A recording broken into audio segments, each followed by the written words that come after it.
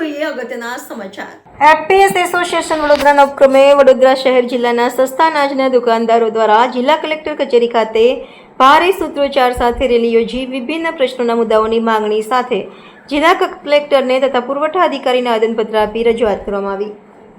વડોદરા શહેર જિલ્લાના સસ્તા અનાજની દુકાનદારો એપીએફસી એસોસિએશન વડોદરાના સંયુક્ત ઉપક્રમે સરકાર દ્વારા ગત એપ્રિલ માસ પહેલાં અમારા મિનિમમ કમિશન નક્કી થયેલા 20,000 રૂપિયા અમોને અમારા ખાતામાં એક જ દિવસે અને એક જ સામટા જમા કરવામાં આવતા હતા, જે અપીલ 2025થી ઓછામાં ઓછા 6 ભાગમાં વિભાજિત કરીને જુદી જુદી તારીખોમાં અને અનિયમિત રીતે આપવામાં આવી રહ્યા છે, જેના લીધે અમે મળનારા કુલ 20,000 રૂપિયા કમિશનની કુલ ગણતરી કરી શકાતી નથી તથા નાની નાની રકમ રૂપિયા 30, 35, 65 જેવા સ્લેબ બનાવીને એમને કમિશન આપવામાં આવે છે, તે પણ જુદી જુદી તારીખે આપવામાં આવતા હોય અમારા માટે રકમનો ઉપયોગ જ થઈ શકતો નથી।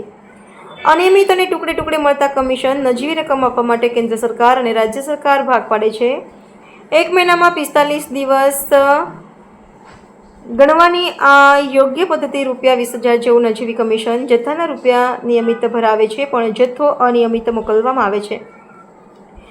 એપીએસ એસોસિએશનના પ્રમુખ જીતેન્દ્ર નંદાની આગેવાની હેઠળ સસ્તા અનાજના દુકાનદારો મોટી સંખ્યામાં રેલી સ્વરૂપે સૂત્રોચ્ચાર સાથે જિલ્લા કલેક્ટર તથા પુરવઠા અધિકારીને આવેદનપત્ર આપી રજૂઆત કરી માંગણી કરી હતી અને જો મારી માંગણી સ્વીકારવામાં નહીં આવે તો આગામી ઓગસ્ટ મહિનાનું ભરવાનું થતું ભરણું અમે ભરીશું નહીં। ગાંધી ચિંધ્યા માર્ગે જવાની ચીમકી એપીએસ એસોસિએશન દ્વારા આપવામાં આવી હતી।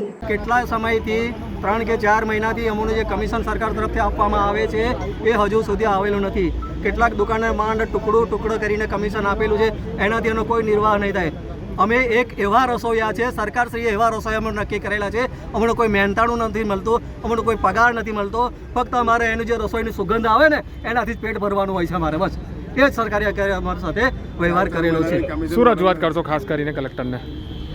અમે રજૂઆત કે અમારો સમયસર કમિશન મળે અને સમયસર અમારો જે માલ નથી આવતો ગોડાઉનથી એ સમયસર ગોડાઉનથી માલ આવી જાય તો અમે વિતરણ વ્યવસ્થા સુચારુ વ્યવસ્થા કરીને દરેક ગ્રાહકોને પહોંચાડીએ।